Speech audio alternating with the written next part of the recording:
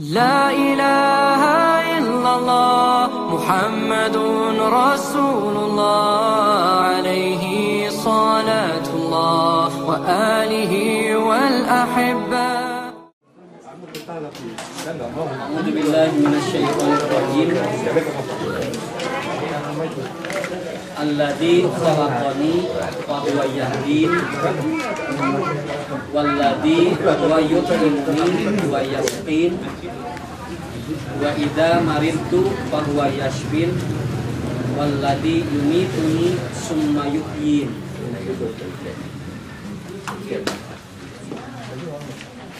Alladzi khalaqani fahuwa yahdin. Kemudian Ibrahim mengatakan, ini dialog Ibrahim ya, yaitu Allah lah yang telah menciptakan aku, maka dialah yang menunjuki aku. Jadi ada proses yang disebut dengan hidayah. Nah, kita berbicara hidayah dulu Pak ya. Jadi hidayah itu harus dicari. Kita tidak menunggu hidayah itu datang, tapi hidayah itu harus dicari. Karena hidayah itu harus dicari, maka kita butuh yang disebut dengan jalan. Jadi ada rutenya. Oh, jadi kalau Pak, kalau hidayah itu di sini, kan kita tidak boleh ngambil rute yang ini. Ya, kita tidak boleh ngambil rute yang ini. Tapi kita harus menuju pada rute yang dimana hidayah itu ada. Sini Pak. Nah, Pak Tommy. jadi pada saat seseorang yang mengatakan seperti ini Pak ya, saya belum sholat karena belum dapat hidayah. Nah itu kan, nah ini salah. Kenapa? Karena orang melakukan itu kan jalannya sudah ditunjuki oleh Allah. Jadi kan sudah ada jalannya. Jadi kalau selama dia hidup lalu dia mengatakan bahwa belum dapat hidayah, sampai kapan? Ya, itu sampai kapan kan? Makanya proses dari adanya hidayah itu adalah dicari. Ya seperti ngaji kan kita juga dengar di mana-mana kan. Kalau kita tidak menuju ke pengajian itu kan tidak bisa. Sama hidayah juga kan. Walladzi huwa yut'imuni wa yasqin. Dan Tuhanku yang dia memberi makan dan minum kepada aku. Ya Pak. Ya. Dia yang memberi minum dan memberi makan kepada aku. Jadi ini hampir bersama ya. Jadi filosofinya hampir sama. Jadi antara apa yang kita lakukan dengan yang disiapkan oleh Allah itu adalah sesuatu yang berbeda. Makanya Bu, dalam perut seorang ibu itu kan sudah disiapkan rezekinya, sudah disiapkan ajalnya, tapi manusia untuk mencari itu harus ada gitu. Jadi tidak bisa menunggu. Wa idza maridtu wa huwa yashfin. Dan apabila aku sakit maka Allah yang menyembuhkan. Nah itu nanti kita lebih spesifikasinya di sini Pak, fokusnya di sini. Ya, ini bukan kaitan dengan problem kesehatan kita, tapi kita akan berbicara lebih dalam di sini. Apabila aku sakit, maka Allah yang menyembuhkan. Coba Pak, kita berbicara dulu bahasa Arab ya. Wa idza maridtu. Ini namanya mutakalim kalau dalam bahasa Arab. Jadi dialog sendiri. Dan dia menggunakan domir yang berkaitan dengan dialog pribadi. Artinya orang sakit itu karena dia pribadi yang salah. Ya. Jadi ibu nggak bisa menyalahkan, ya, nggak bisa menyalahkan sesuatu. Ketika orang kena sesuatu itu nggak bisa nyalahkan sesuatu kan? Kenapa? Karena ini kaitan dengan ini. Dia sedang berdialog sendiri kalau dia sakit. Ya. Kemarin ada orang yang makan 500 orang, kemudian yang 140 dia keracunan. Ini pertanyaannya. Mau nyalahin siapa? Cililin ya. Lalu kemudian dari dinas kesehatan bawa makanan itu sampelnya, kemudian diteliti di laboratorium. Yang harus diteliti di laboratorium itu yang 140. Paham nggak Pak? Jadi jangan dibawa sampel yang ini. Kenapa? Ini kan 360 kan tidak kena. Yang 360 kan sama makanannya kan? Yang ini juga makanannya sama. Tapi kenapa yang dibawa itu adalah sampling yang ininya? Seharusnya yang dibawa sampling yang ini.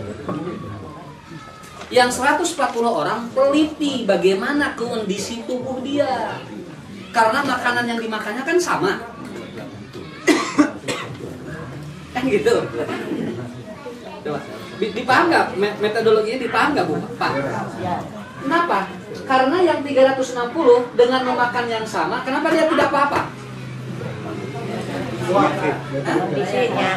Artinya orang yang 140 ada problem. Sehingga begitu ada makanan yang masuk atau itu saja dia bisa sakit gitu. Dia bisa keracunan. Tetapi kalau yang ini kan tidak ada problem kan? Buktinya apa? Dia kuat. Orang gila saja makan tanpa mencuci tangan sehat. Kenapa? Karena kalau terus-terus menunjuki atau terus menyalahkan sesuatu, maka nanti bahasa dalam Qur'annya tidak akan begini. Ya. Jadi kalau ada ibu bapak kena ini, dialog. Itu namanya dialog sendiri namanya. Kira-kira apa yang salah sehingga kita terjadi begitu? Ya. Bu, jengkol dimakan oleh orang yang tidak punya masalah kan tidak ada masalah ya? Kalau orang itu tidak ada masalah kan? Ya. Tapi kalau jengkolnya dimakan oleh orang yang punya masalah di tubuh kan?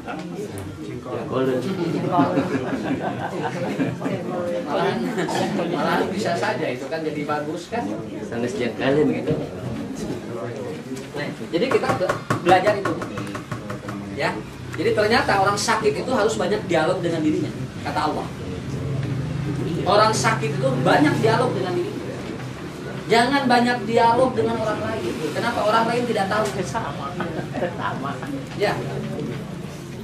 Maka Bu, Bapak gini, kalau datang Ibu kalau datang kepada orang yang memeriksa, Ibu terangin saja semua keluhan itu, kasih obatnya semua itu. Kunaon Ibu teh nyeri sampean, kasihan Pak. Obat nyeri sampean. Kunaon Ibu nu karaos, Ibu teh batuk, kasihan jeung batukna. Kemudian apalagi Ibu, Bapak, saya ini suka pegel-pegel, jangan pegelnya. Kalau terangin 9 itu obatnya pasti 9. Itu pasti 9 Pak. Kenapa? Karena sifatnya kuratif kan. Sedangkan kalau Ibu nanti ngobrol dengan diri kita pribadi secara holistik, itu sebetulnya masalahnya cuma satu begitu kan. Karena yang pokok ini mana, yang pokok mana? Kenapa? Karena nanti batuk, kemudian ini itu eta manuturkeun. Karena ada yang pokoknya, Pak. Kata Nabi ada sentralnya.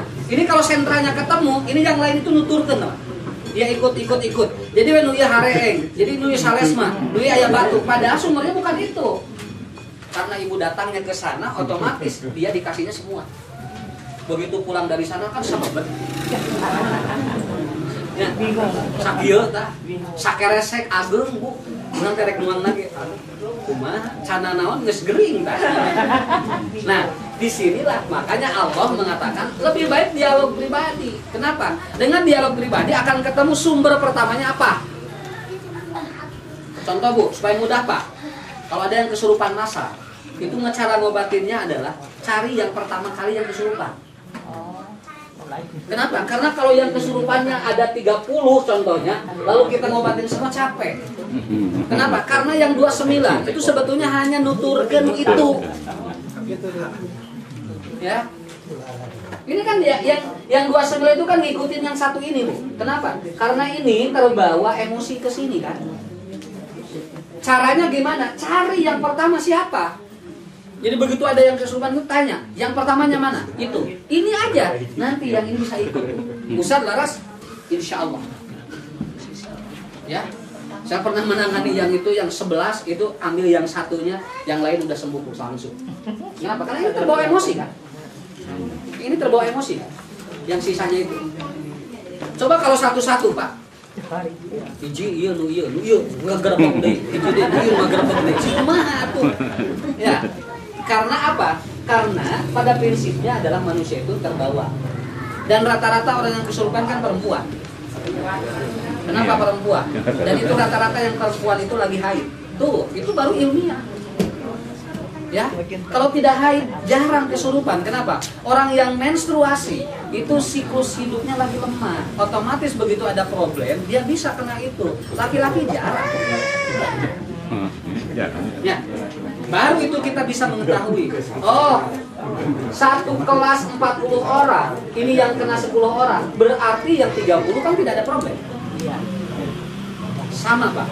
Jadi harus banyak dialog dengan diri kita. Ya. Kan udah di buku saya yang di kuantum ada dibaca kok. Di buku saya yang kuantum kan ada itu. Jadi orang yang sering berdialog dengan organ tubuhnya itu akan lebih bagus mengenal organ itu dibandingkan dengan orang yang tidak pernah berdialog dengan organ itu. Kamu nyeri tuur teh ngobrol jeung tuur.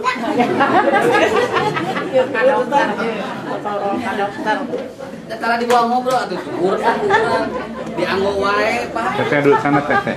Saya duduk. Jangan banyak dipakai tapi kita tidak pernah ngobrol. Begitu, Bu. Ustaz gua ngobrol sama Ustaz. Ngobrol apa? Ajakan we nya.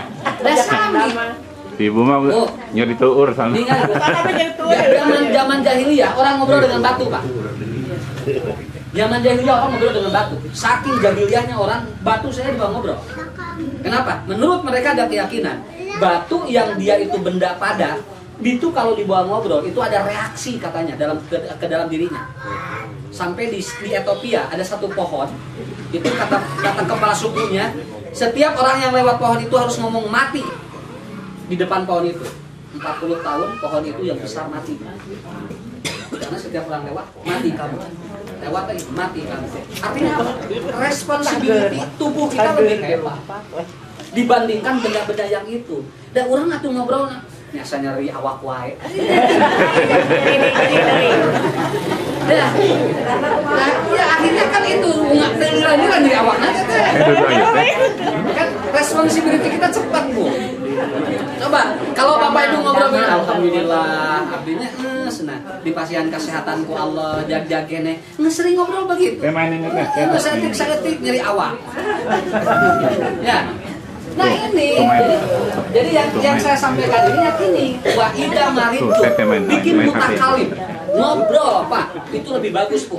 Sok, udah mau dibohongan ku Allah mah ngobrol. Ya nyari iya Bu, sok ngobrol. Nah, begitu kan? Sehingga nanti kita akan mendapatkan sebuah stimulus dalam otak kita sesuatu yang kita berdialog dengan diri kita. Ya. Udah ting gitu ya. Tapi benar Pak, ketika saya melakukan ketika sakit kepala dengan Al Qur'an kita berdoa ya Allah sembuhkan sakit kepala. Obat sendiri aja ya. Ya, gitu. Kalau ibu baru ngurus anak dulu 4 ya. Nah, 3 4 gitu kan. Sama musim ya. Ya akhirnya. Nah, kalau ibu main ke rumah saya kan 13 anak itu. Tuh, soku. Pikirannya geula eta. Pikiran.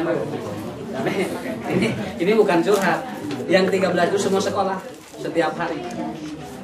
Kira-kira Pak harus nyiapin berapa ongkos buat anak sekolah? Yang paling belas 130. Dan jangan dipikiran Pak. Sudah saja berjalan aja. Saya relax aja, kenapa? Biarkan anak sekolah ada rezekinya. 13 setiap hari dia sekolah. Hiji nu kamu kuliah, nu musar masante, semua begitu tiap hari. Sampai ada tetangga yang ngomong gini, itu istrinya Ustaz Ucu itu kuat ya, bari budak pabelit. Nah, karena apa? Karena belum pernah memahami. Karena kalau paham nggak apa-apa, santai aja, santai. Namun kenapa? Karena saya tidak pernah membuat real loba budak kan. Alhamdulillah we. Kenapa? Oleh Allah sudah diberikan rezeki masing-masing. Begitu titik. Titik. Pernah saya meminta buat iuran anak-anak? Tidak pernah kan? Biarkan ibu-ibu bapak-bapak yang mengeluarkan rezeki sendiri. Hilang nyari lah. Coba kalau uang ngaji nyari oski apa jadi kumaha kan artisnya. Terus we da apal meureun lah. Atas kolot apa? Apa artinya? Iya. Jadi ini satu hal yang harus kita pahami mudah hidup itu Pak. Karena memang tidak mudah. Makanya saya judulnya ini 7 lapis kekuatan kita. Jadi jangan mikir uang triliunan lah si Kanjeng Dimas kan. Nah, ini aja dulu ya. Kenapa? Ini marwah Daud itu nggak kuat lapisan hidupnya itu. Tingkat profesor saja itu kabobodo kudu sekolah. Ya.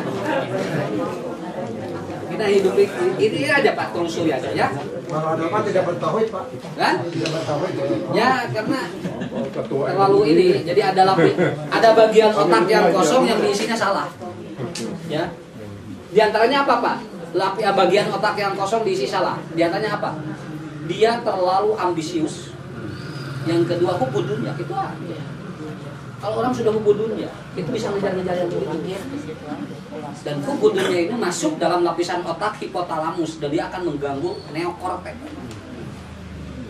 Tuh, tinggal hubud dunia mah Pak, neokorteksnya keganggu. Pada akhirnya apa? Udah, bikin aja yang instan. Nyimpen 50 juta dapat 50 miliar. Beres kan? Nang lila-lila kieu tah.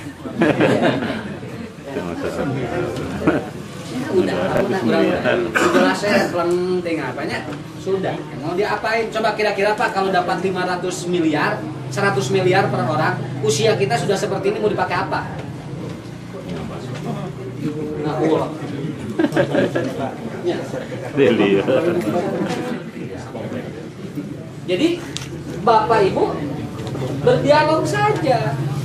Kenapa? Karena nanti kesini Pak wa yashbir.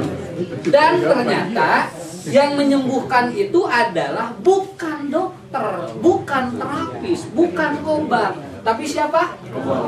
Ini goib. Huwa itu goib Pak, domir goib ya teh. Kalau yang ini kan mutakalim langsung dialog kita. Kalau yang ini kan huwa itu dia itu kan nggak kelihatan. Artinya apa?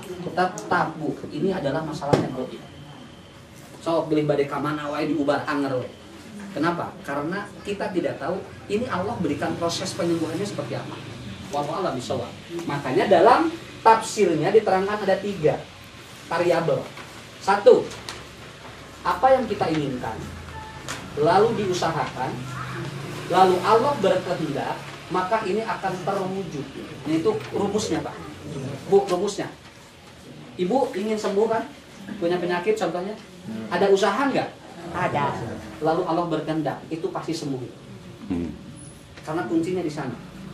2, ada keinginan, diusahakan oleh kita, ternyata Allah tidak berkehendak, maka ini tidak akan terwujud. Hoyong, damang, ahoyong Ustaz. Terus usaha ibu atau sekali tukar dulu. Tapi ibu jangan kenapa? Kalau belum terjadi karena Allah belum berkehendak.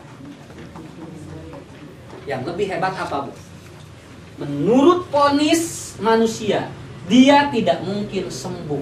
Tapi Allah berkehendak, maka akan terwujud. Paham ya? Ieu mah moal aya lanongna. Yang ini nggak ada obatnya, rata-rata yang begini meninggal. Nah itu kan, ini kan vonis manusia nih, sudah mempatok bahwa manusia tidak boleh berusaha lagi kan. Tapi ternyata Allah berkehendak, lalu orang itu kemudian normal kembali. Kenapa? Karena kuncinya di sini. Wa huwa Ibu ingin punya keturunan soleh? Ada usaha nggak? Allah berkehendak soleh budak. Itulah diajar. Ibu ingin anak soleh, keturunan, ada usaha, Allah belum berkehendak, wayahna, antosan heula. Kan cing sabar. Kayak dina waktuna bakal nyolehkeun ka budak-budak. Tapi cek aya jami begitu dia sudah konsultasi kepada para ahli, ibu budak teh moal bager. Pak, anak ibu, turunan ibu nggak akan soleh, tidak akan bager. Kenapa? Kami melihat ini ada masalah di anak ibu. Tapi ternyata bagi Allah tidak. Itu akan terjadi anak itu menjadi soleh. Sami Pak, masalah naon ge kieu. So, masalah naon ge kieu. Keinginan dulu yang kita buat, kemudian yang kedua usaha, lalu tunggu kehendak Allah.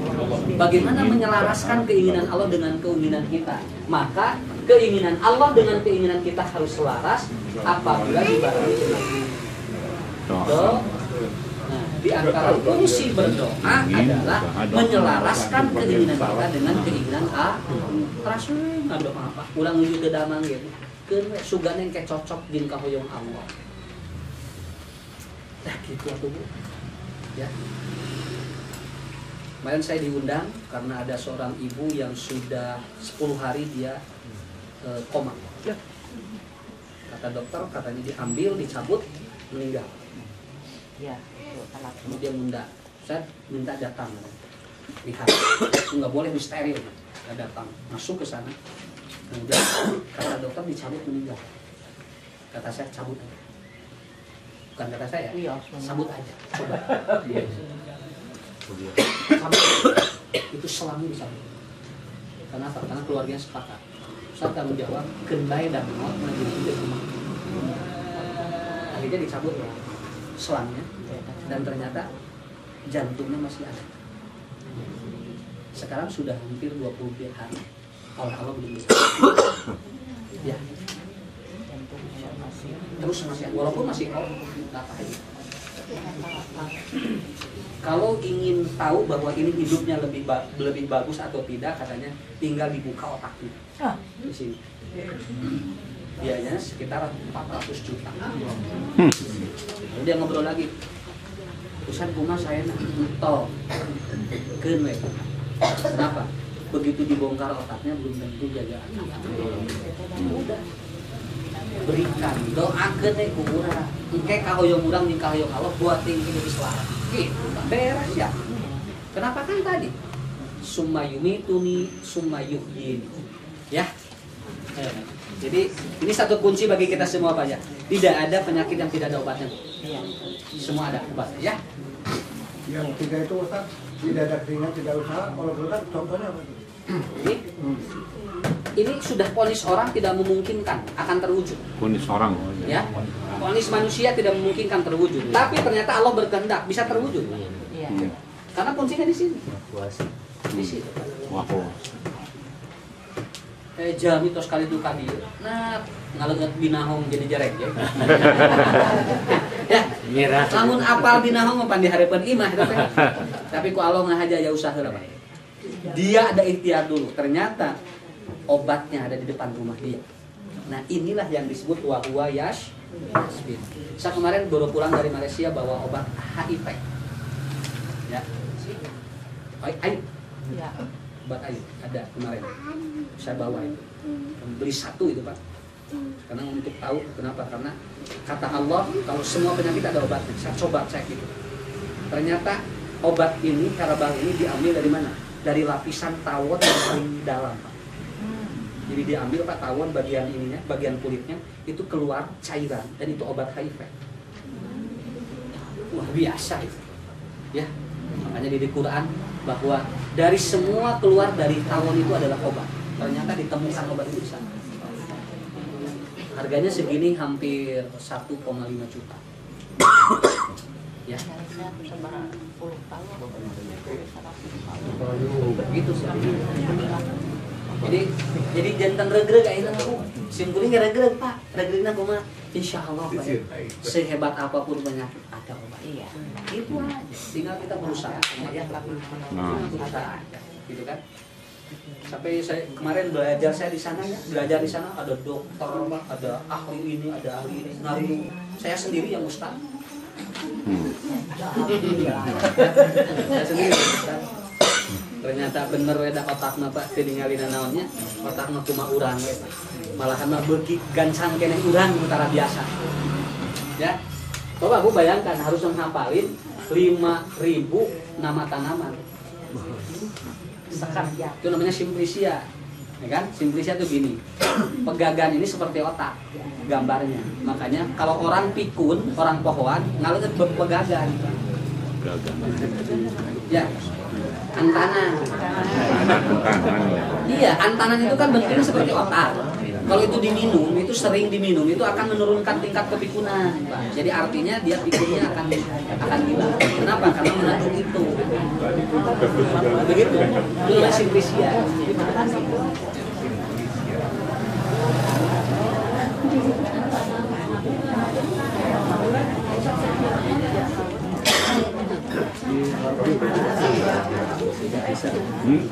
Tapi jangan bertanya di sini ya, Bu ya. Jangan bertanya di sini ya. Masalah nuka itu. Kenapa? Karena kalau orang ingin bagus sirkulasi darah ke otaknya, makan pisang aja tiap pagi. Pisang apa? Pisang naon wae, Pak. Pisang Tapi harus akan, pagi, akan harus pagi. pagi, Bu. Sebelum makan apa-apa makan pisang. Berapa biji, Pak? Wah, sampai. Satu roy. Betul Pak Joko bisa 2. Ya. Pak, justru Bu yang paling bagus itu kelor. Bisa. Daun kelor mah. Daun kelor, gitu. Nya dilotong dibuang. Ustaz. Aduh maaf ya, saya ingin menyambung dari ini ya Pak. Iya, Pak, nyambung ini ya. Dengarkan dulu, Bu. Dengarkan dulu. Assalamualaikum warahmatullahi wabarakatuh. Waalaikumsalam. Saya memperkenalkan diri saya baru Pak. Katanya saya datangilah taman-taman surga. Ya di antaranya ini Majlis Ta'lim ini ya Pak ya. Nah saya ingin sedikit mengatakan satu kisah seorang dokter Pak. Ini kaitannya ke sini nih. Di mana dokter itu setelah itikaf di masjid, dari itikaf di masjid mungkin beliau mendapatkan ilham. Nah itu beliau merubah tata cara penerimaan pasien Pak. Dihitungkan sama asistennya supaya mendaftar pasien begitu datang tolong tanya sebelum berobat ke sini sudah sholat belum? Nah gitu Pak. Nah, ceritanya ada seorang ibu datang menghadap ke dokter, itu tanya, ibu mau berobat dok? Ke dokter. Sudah sholatkah sebelum ke sini? Gitu Pak. Maksud dokter apa? Ya, minta dulu sama Allah. Minta dulu sama Allah, kami ini mau ke dokter berobat penyakit ini. Allah mohon menyembuhkan syariatnya untuk datang ke dokter katanya gitu. Oh belum? Oh masih ada. Mungkin dok biasanya begitu ya Pak. Terus si dokter mempersilahkan untuk ambil air wudhu. Dan kami sudah sediakan musola katanya. Silahkan ibu ambil air wudhu, sholat dulu 2 rakaat, sholat hajat. Dan di situ ibu meminta sama Allah untuk berobat ke saya ke sini karena penyakit ibu ini yang seperti ibu rasakan sekarang. Nah itu mengadu ke Allah gitu. Seperti ini tadi mengadu ke Allah.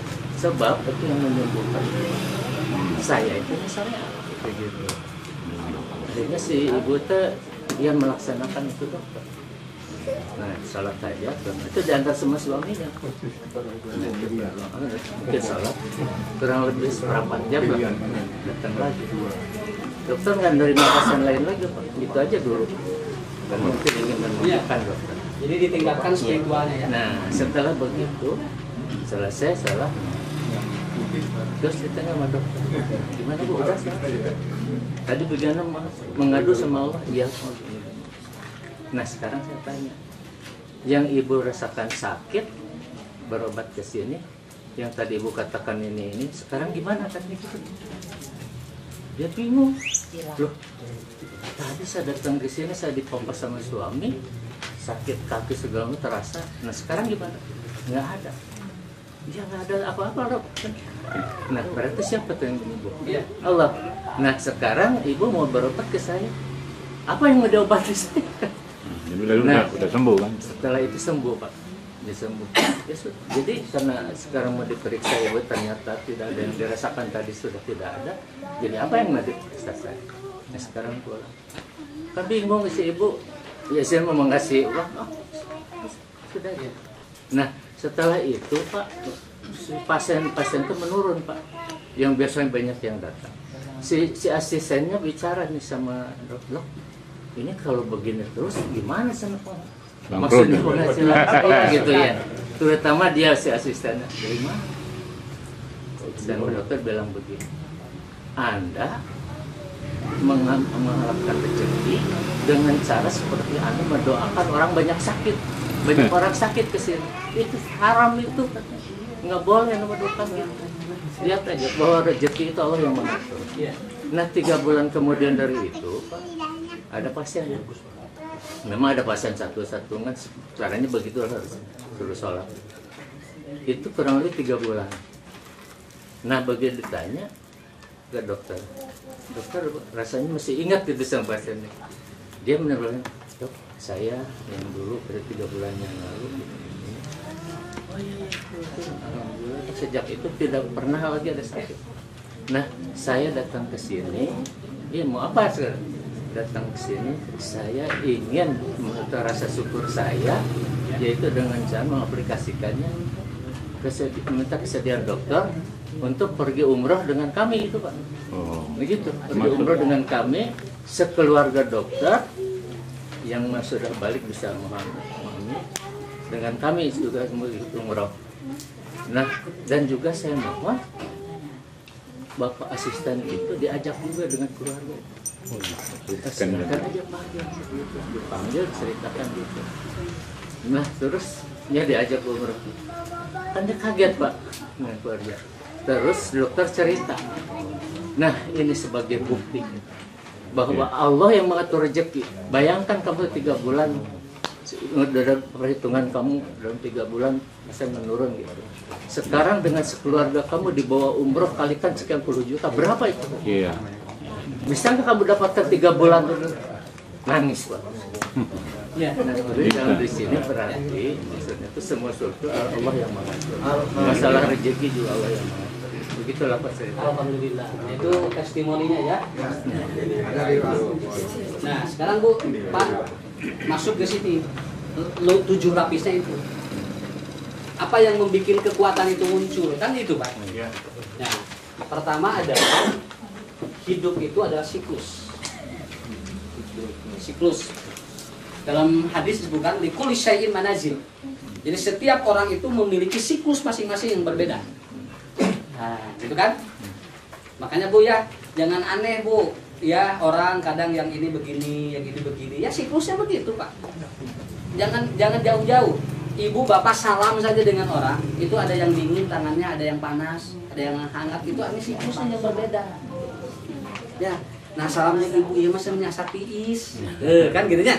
Nah salam jeung ibu ieu mah asa haneup, jeung ibu ieu mah asa panas, itu artinya suhu tubuhnya itu dalam keadaan seperti itu. Kita sudah bisa mengetahui siklusnya.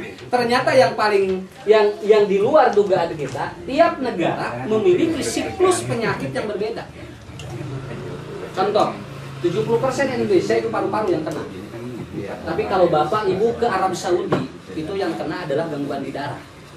Kenapa? Karena beda siklusnya. Arab Saudi dan Timur Tengah itu rata-rata kan panas. Otomatis nanti gangguannya di darah. Tapi kalau di Indonesia karena dia atau daerahnya kita tuh semakin dingin, otomatis gangguannya ada di sana. Wah Allah terus diatur Pak. Inilah yang disebut kata Rasulullah likulli syai'in manazil. Setiap sesuatu memiliki siklus masing-masing. Hari ini Bu, bulan ini Pak, itu musim rambutan. Bulan depan itu sudah musimnya beda lagi.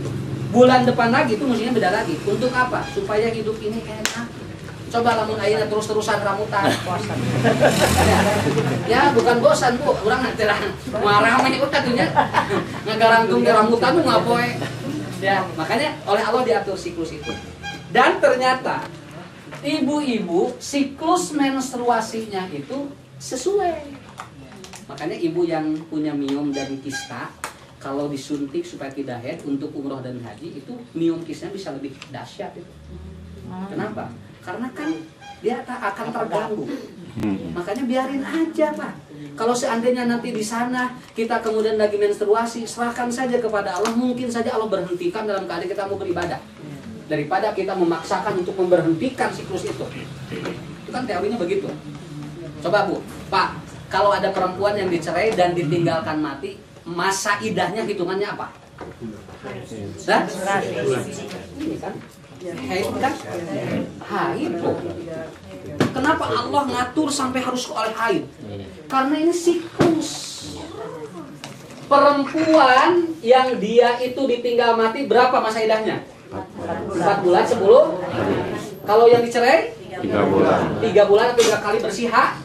Yang 4 bulan ini kan 3 bulannya bersih haid, 1 bulan 10 harinya kaitan dengan mental supaya dia recovery, supaya dia enak kembali, Pak, tenang. Kenapa? Karena secara kejiwaan orang yang ditinggalkan mati itu 1 bulan 10 hari baru stabil.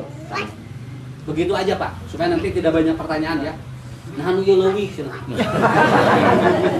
Padahal abdi teh seneng ngadoakeun teh sangan ngacang maot. Aya nu ngoreng. Nah, 3 bulan 3 kali bersih itu apa? Ibu nanti pada saat ibu ditinggal mati atau dicerai oleh seorang laki-laki, perempuan ini, lalu dia menunggu 3 kali bersih haid, itu rahimnya itu bersih seperti perawan. Bersih saja. Ketika ada sperma yang masuk, itu ada sperma yang baru. Tapi kalau perempuan ini, maaf ya, dia kemudian masa idahnya belum selesai, lalu ada sperma yang masuk, maka itu akan terjadi virus HIV. Makanya para pelaka atau pelacur itu kenapa? Kena virus itu. Kenapa? Karena ini sperma masuk dengan waktu yang belum bersih rahimnya. Beres kan? Ini yang disebut siklus. Jangan dianggap enteng, Pak. Bagaimana Ustaz kalau saya sudah menopause? Iya, ada nggak masa idahnya menopause? Coba Bu, kalau sudah menopause ada masa idah apa nggak, Pak? Nggak ada. Ya, contohnya lah ibu 50 tahun. Ini, kemudian ada lagi yang mau menikahi. Ini masa idahnya berapa? Kalau yang sudah menopause, saya sudah tidak menstruasi. Bagaimana menghitungnya? Ya. Nah, begitu kan? Ini harus dijawab. Maka bagi perempuan yang sudah menopause, itu perhitungannya kembali kepada dia seperti normal. Artinya tetap seperti itu. 3 bulan, 3 kali bersih haid, atau 4 bulan 10 hari. Kembali seperti itu. Ini ku Allah teh diatur, lebih teh ngarang bersih, Pak. Tah eta siklus teh. Artos we. Bapak-bapak ya masa idah? Coba kalau bapak-bapak masa idahin apa ini? Kenapa? Karena idatun ini kan bagian dengan rahim, Pak. Sedangkan bapak-bapak kan daya rahiman. Ini masa idah gimana? Kalau istrinya meninggal hari ini, besok menikah juga boleh? Ayah. Kehidupan di masyarakat. Gimana? Kehidupan di masyarakat yang seperti sekarang lagi ramai demo-demo apa seperti itu? Ada di siklus, Pak. juga. Siklus ini. Yang ini lagi siklus demo. jadi biarkan aja. Nanti siklus terus begitu ya. Dan ternyata Bu, ketika diwawancara orang yang sudah biasa apa? Yang sudah biasa tergenang banjir, itu mereka udah santai, Pak. Iya. Bapak nggak mungkin udah santai. Ini kan siklus saya. Nah, siklus itu sudah membawa nikmat, Bu. Jadi alihkan ke itu alimun. Kenapa? Karena begini, Bu. Pada saat dia dipindahin, direlokasi ke sini, belum tentu rezekinya ada di sini. Iya. Gitu kan? Tapi dipaksakan ya ini nyagi bari Gongo Jaya.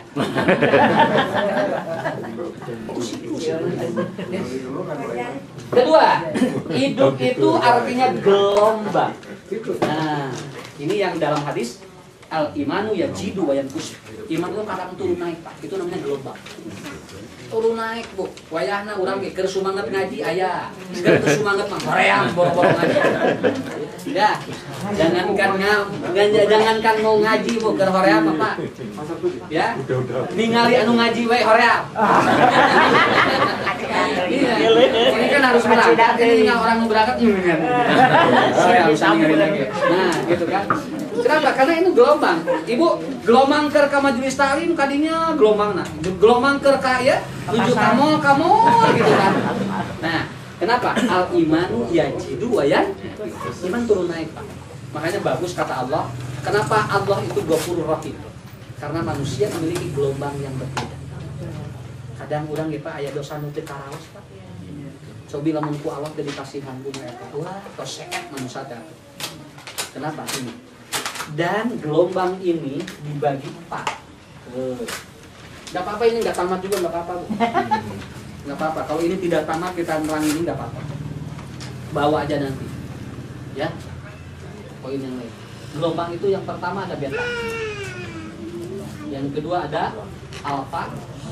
Ketiga ada t. Keempat ada delta. Nah ini gelombang manusia harus ikutin ini. Makanya Allah mengatakan dalam Al-Quran Wal-laili idha yagsha wan nahari idha tajalla. Supaya apa? Supaya ritme tubuh kita bagus Pak. Ikuti ritme Allah. Jangan memaksa ritme Allah. Cek Allah teh bulan harus keluar jam sakit.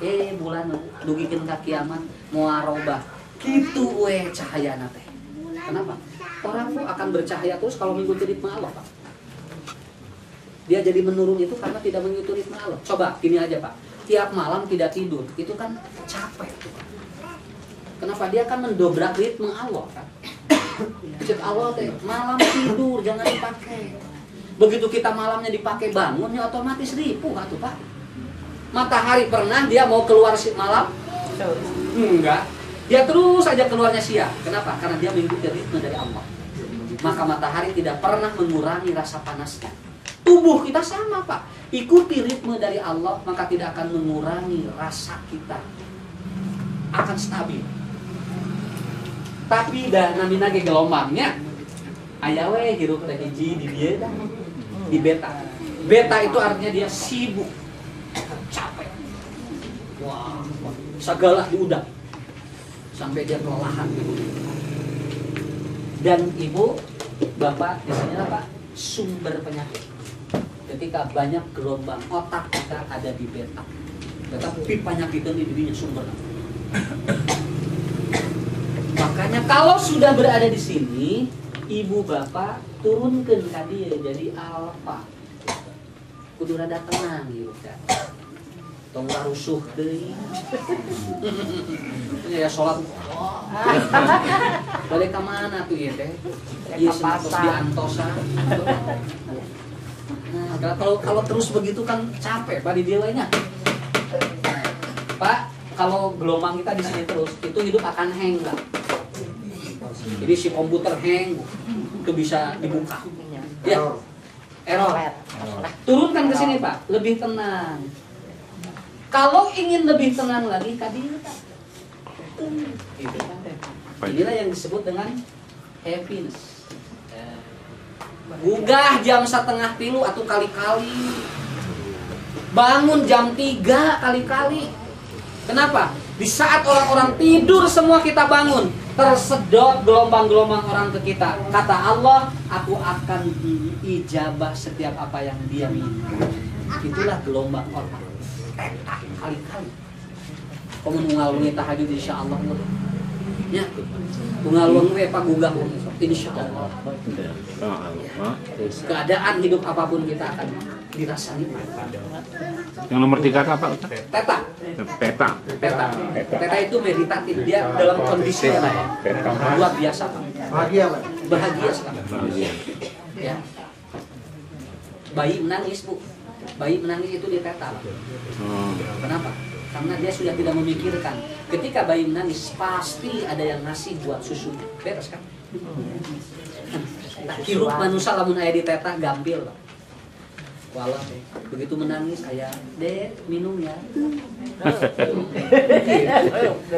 Ya. begitu dia jatuh ada kan panggudang ke itu pepek. Jadi jangan banyak di sini Pak. Buya, jangan di sini buya capek banget. Mana riut-riut mana alifkeun eta apa nya. Engau, terap gitu kan. Begitu kita jangar-jangar langsung kana alpakeun. Teruskeun, tenangkeun. Begitu ya di nu ieu masih kana turunkeun deui Pak. Ya, ke teta. Nanti kata Allah manusia harus istirahat total. Namanya di sini. Delta. Ini tidak bisa diganggu. Kenapa? Lamun ku Allah Bu tos teu digugahkeun atos. Udah Pak, nggak bisa dipaksa. Ku urang digitu-gitu ge amar we teu gudang. Kenapa? Karena oleh Allah ingin dibikin orang itu dia total istirahat. Karena tubuhnya sudah banyak dipakai oleh diri. Cek Allah teh tidur Anda. Sakapeung urang sare ge Bu teu ngadonga heula tapi tibra. Nya. Poho ngadoa eta bismika Allahumma ahya wa amut, kita lupa itu, tapi tibra we Pak etanya. Kenapa? Karena kata Allah orang ini harus diistirahatkan oleh aku. Enak kan ya? Tapi kalau kita lagi bangun, diusahakan banyak di sini. Itu Pak yang membuat hidup itu lebih kuat. Di Alpaketa kelola itu. Kenapa Bu? Anak kecil itu di bawah usia genep tahun itu berada di sini terus gelombang otaknya. Ya, anak kecil mah di dia Pak keras tinggal murang kali ini anteng. Nah, lamun di warang kurang teh jong ngamak naon sababna keur anteng udah teh di dieu. Sakadar. Tenang dia itu kan. Begitu. Ini ada satu ilmu yang saya sampaikan. Anak lagi tidur seringlah diusap ubun-ubun dan telinganya dikejar. Dulu kudu bobo murah kali sok. Ubun-ubun teh. Nuhun, dieuna Sareng cepit. gitu. Kemudian nanti ubun-ubunnya ini. Dari tambah doa Pak. Ya, dari di doang. Untung dikieukeun we. Nanti akan terjawab ya. Bukan. Kan di sholat udah. Daripada kita begini-gini kan, di sholat udah. Kata Rasulullah, summa akbara wa adbara bihima summa roda ila maqamamiku. Makanya jangan begini-begini. Wudunya jangan begini-begini, dikir tertarik ka dieu, balik ka dieu, keras ka dieu.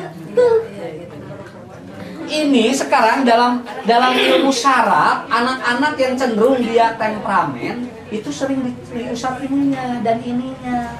Urang dina wudu eta teh. Tapi gigieun ikian wudu teh.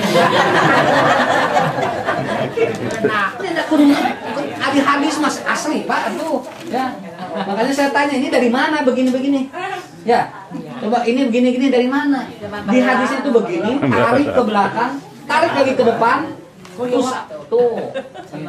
Sok coba tuh, murang kali terus saya dikira. Eta teh saya belum. Nanti otak kiri otak kanan jadi bagus. Dia akan senang belajar. Ya. Dua anak, pancake enggak tua.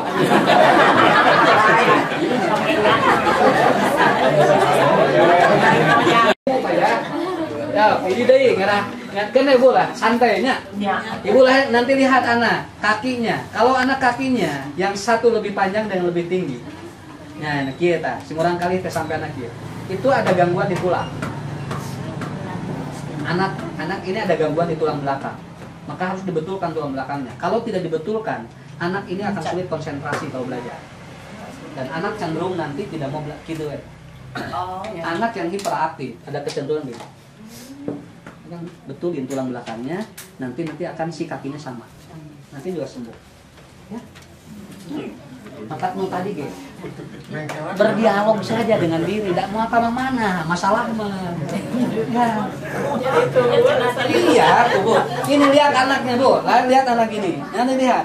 Dia barengin. Kalau nanti ada kelebihan, nah si kakinya itu, yang satu lebih nonjol ke depan atau ke belakang. Nah, itu kan itu ada gangguan di tulang. Kenapa? Karena kalau anak cenderung tulang belakangnya bermasalah, nanti jalannya begini.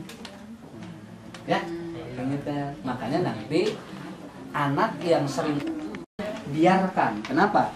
Karena di bagian saraf-saraf yang di jari itu masuk ke otaknya.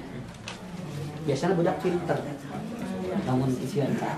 Oh iya, loncat-loncat gitu.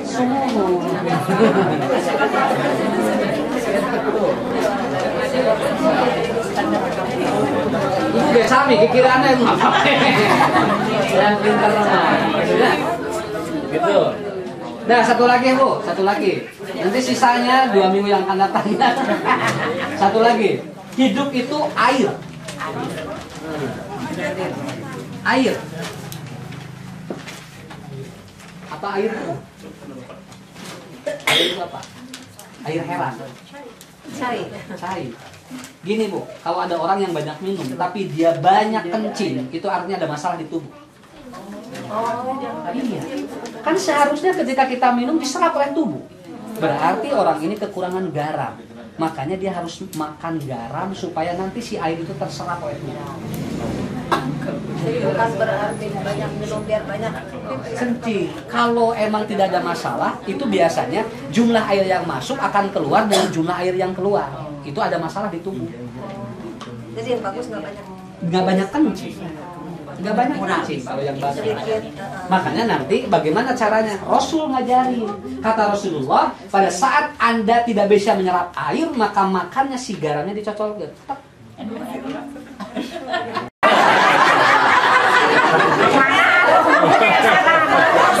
Iya, kan saya jualan garam gunung. Ibunya dari kampung gue terus. Eta mah tukang obat bala eta mah. Ya Pak, ini belajarnya gitu aja, ya. Begitu aja Bu. Jadi Bapak kalau banyak minum itu banyak, tapi banyak kencing. Oh berarti garam serap oleh garam itu. Maka Rasul mengajarkan makan kencol garam. Dan yang paling bagus itu adalah kekurangan air putih itu cenderung dia emosional. Sama ajaran.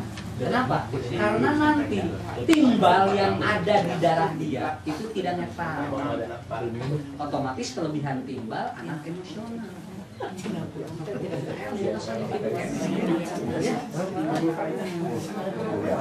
kenal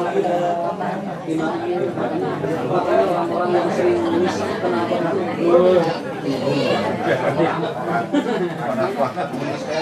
darah bisa ya. Kenapa? Karena air memiliki sifat. Satu, air itu memiliki sifat dia bisa membawa segala sesuatu. Coba, kalau ada air Pak di mana wae di warungan itu dimasukin apa saja dia dibawa. Itu kenapa Ibu kalau banyak Jangan takut. yang kedua, air apa? Air itu tidak pernah, walaupun dia itu terkontaminasi dengan apa? Air itu kata Rasulullah suci. Air mah bersih Pak saudara. Walaupun itu kotor, tapi kalau pakai wudhu silakan. Kenapa? Air laut saja segala ada di sana kata Nabi silakan. Kenapa? Karena air tidak bisa dia diracuni. Tidak bisa Pak diracuni. Dan wujud air itu 80% ada di darah. Dan darah yang kotor paling banyak di sini. Cangkeng. Di dia. Darah kotor banyak di sini. Makanya nanti dalam poin yang terakhir kita akan belajar cara sujud dan rukuk. Kenapa harus digerakkan? Karena di sini banyak darah kotor dari wujud air. Makanya Rasul selalu dia dibekam daerah yang kenapa? Supaya tidak terjadi kotoran dari darah yang jumlah air itu. Kan Rasul selalu rutin dibekam daerah. Ya. Supaya apa? Supaya 120 hari itu si darah itu sirkulasinya bagus.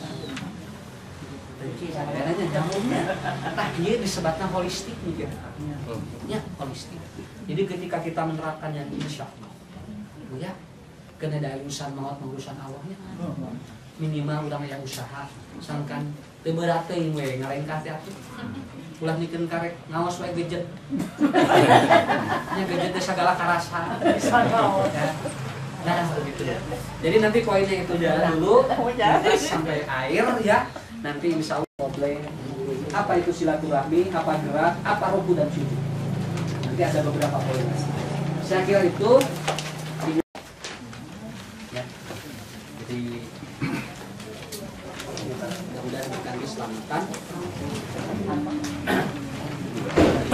Dan berkat doa semuanya saya mendapatkan nilai cum laude. Alhamdulillah. Kemarin ada seleksi untuk S3. Mudah-mudahan Allah diberikan seleksi beasiswa. Di mana Pak? Ya, mudah-mudahan ini doain aja. Kalau ini lolos karena dari sekian banyak hanya beberapa orang yang dapat seleksi. Mudah-mudahan rezeki dari Allah. Sakitnya bulan kan uju seleksi dalam. Nanti namanya kamari namanya PK lolos untuk dapat beasiswa. Yang terakhir, ibu-ibu maaf ini saya minta izin canceling yang sudah disampaikan saya akan kasihkan karena anak-anak ini mau semesteran. Anak-anak ini mau semester. Jadi mereka butuh biaya cukup banyak saya. Insya Allah nanti saya bagikan, alokasikan. Ini mohon izin untuk kesempatan ini karena yang kuliah, yang ini semester. Kalaupun nanti ada rezeki tambahan silahkan untuk bulan ini misalnya. Ya. Jazakumullah khairan katsira. Mudah-mudahan diberikan kesehatan. Assalamualaikum warahmatullahi wabarakatuh.